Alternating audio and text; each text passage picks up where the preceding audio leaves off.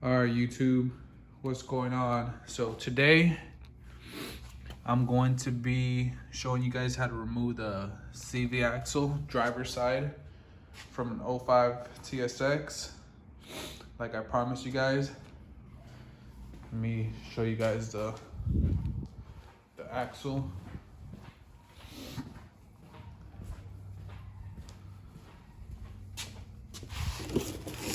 So I purchased an axle from AutoZone, and I think what they did was they sold me a defective one because it didn't fix the problem that I had. So if you guys are looking for a front driver side axle, that's the part number 10781N, and that's what we will be replacing today. Let me just grab these tools in case that I need them. So yeah, well, the tools you'll be needing is for sure a 36 to get the axle nut off. You're gonna need you won't need to take these off, but you will need to take off the caliper and then the brake holder, which is, I believe it's a 12 back there. Just double check. Actually 14, and then 17's the bigger bolts that hold the thing into place right here. So 12, 14, 36, and then you'll be needing a 19. Well, mine's a 19 because I did change the ball joint, the lower ball joint, so I ended up putting a different nut. And then you're also going to be needing a 17 to take off the tie rod. I find it much easier if you take off the tie rod, lower ball joint, so that this whole knuckle will be off and you could just pull it towards you, take off the axle and pull it out. That's just a much easier way to do it. So I'm gonna start off by taking this 14, both of these, move the caliper out of the way. Also, what you can do is remove this little bracket right here for the brake line out your way, so that you're able to put this in a better position so it won't be in your way. So let me remove this and then I'll show you guys what it looks like after. All right, guys, so now that we have the brake piston and the holder out the way for the brakes, next thing I'll do, I forgot to mention to you guys, you got to remove this the fork. It'll be the easiest way in order for you to pull the axle right through. So you remove the fork, get it out the way, and then what I'll do right now is I'll impact this off, which is a 36, and then remove the lower ball joint and the tie rod, and then be able to pull this out towards you, so it'll be much easier to remove the axle. And they do have the axle poppers. They're like a fork shape, but I went to Harbor Freight and I got this only because it's much thinner right here. I don't know if you can tell, it's much thinner, so it's very easy. Last time I used a fork, I wasn't able to get leverage and put it in there, so I was struggling. So hopefully this does me much better than the fork. So let me finish removing everything else and then I'll show you what that looks like. As you can see, the knuckle is off. So basically what I did, I forgot to tell you guys about the sway bar link right here. That's what's holding the lower control arm up, and I wasn't able to get it out. I was having trouble. Once you get that out, this, I'll show you guys, this right here goes up and down, forward and back, and you're able to remove the axle from it. So you just move it to the side, and then once you move it to the side, you're able to access the axle, which is right there. As you can see, there's grease all over, so that's not a good indicator. That was from the old axle that I put. So basically, just move this out the way. You're gonna go under the car and make sure you have a drip pan, because once you remove that axle, it's going to spill transmission fluid. Just the FYI. So you stick this through here. Let me see. And then, damn, it's hard to show you guys because there's not a lot of there's not a lot of space. So basically, let's see if you guys can see from right here. There you go. So you stick this in between the axle and the transmission, and then you pull. Let's see if you guys can get a better view from down here.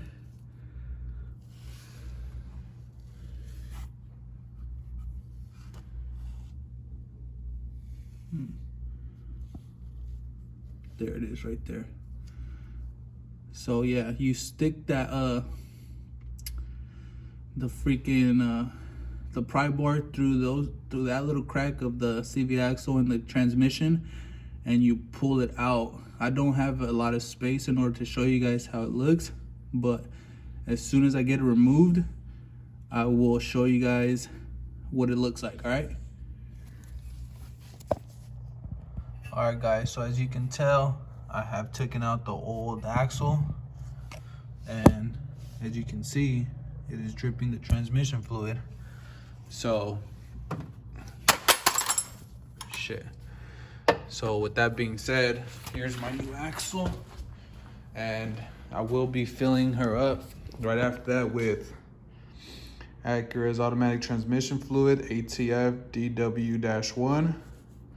So for those of you that don't know, that after you take out the axle, it's gonna drip out fluid, and to replace the fluid, you need to either put Acura brand or a Honda brand automatic transmission fluid, because anything else is gonna mess your transmission up. And I also recommend the parent steering also do either a Honda or Acura. The only difference is the label. Acura puts their own label, Honda puts their own label, but it's the exact same thing. So make sure it's from either Honda or Acura for the fluids, power steering and transmission. Anything else you can get away with, but those two, highly recommend using the Acura or Honda genuine. So let me throw in this other axle, and then I'll start putting stuff together slowly, and I'll show you guys a little process in between. All right, before I install this, I am gonna tell you guys that make sure that your axle does have this little pin, because that's what's going to lock it into place once you put it in. And what I like to do, I like to face that little pin downward, and then I'll stick it in, and then I'll rotate it so that it locks into place. Once I rotate it and it locks into place, I won't be able to pull this out as easy, and that's exactly what you want. So this is the new axle that it's going to be going in.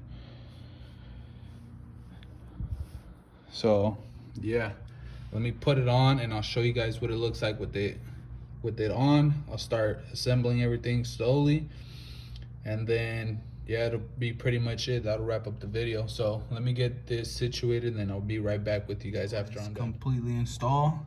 And to install it, you just push it in, twist, keep pushing it in until you feel it lock. And you could even feel it in the back that it's in place as well, which is right there.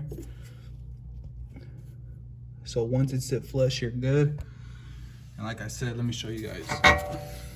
So taking off this sway bar, it gives you're able to move this up, down, in and out.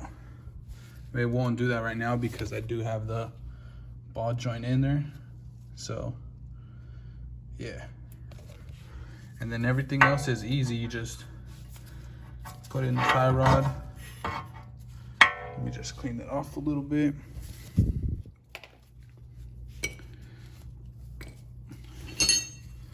So you'll clean the tie rod a bit, because for some reason it had a little bit of grease on there. So you just stick it in the hole, and then you can see that it's in there because it'll go down. The sway bar link, I'll do it at the end because I will have to jack this up, the lower control arm. So as I jack the lower control arm up, I'll have leverage in order to pull this into the hole. And then yeah, I ended up having to do this so this doesn't just hang there and it'll mess up my brake line. So let me get everything else installed, and I'll show you what that looks like after I install it. All right guys, so here you can see everything is assembled. you do gotta notch this axle nut so that it doesn't spin back out. Brakes are all installed. Fork is in, everything's tied down. Outer tie rod's tightened. Bottom ball joint is in. Sway bar link is tightened. Axle is in. So what I'm gonna be doing now is filling it up with transmission fluid since I leaked some. Well, since some of it came out. And let me see how much. So a little bit came out because I was able to catch it in time. So I'm still going to be adding about 2.5 quarts. And this is the fluid that I'm gonna be putting again. That is OEM. So let me just prop this up. Add some of this fluid in.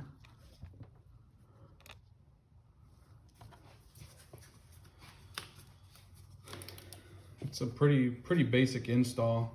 You just need to have tools. As you can see, it's a red liquid. That's what you want. When you do transmission fluid change, it should come out at least somewhat red, pinkish, but if it comes out brown, then you have a real problem on your hands. So yeah, that's a FYI. And to change the transmission fluid is super easy. It's a bolt. I believe it's a 3/8 that you can put in a 3/8 socket in there and take it off and drain it. If you intend on flush and fill, I recommend taking it to a dealership because I get different perspectives. People say that it's not good to flush and fill, that it's better to drain and fill because I guess the transmission needs to have some type of metal particles in there, which I don't know for what reason, but that's what they say. So it's better to just drain and fill. So you guys keep that in mind.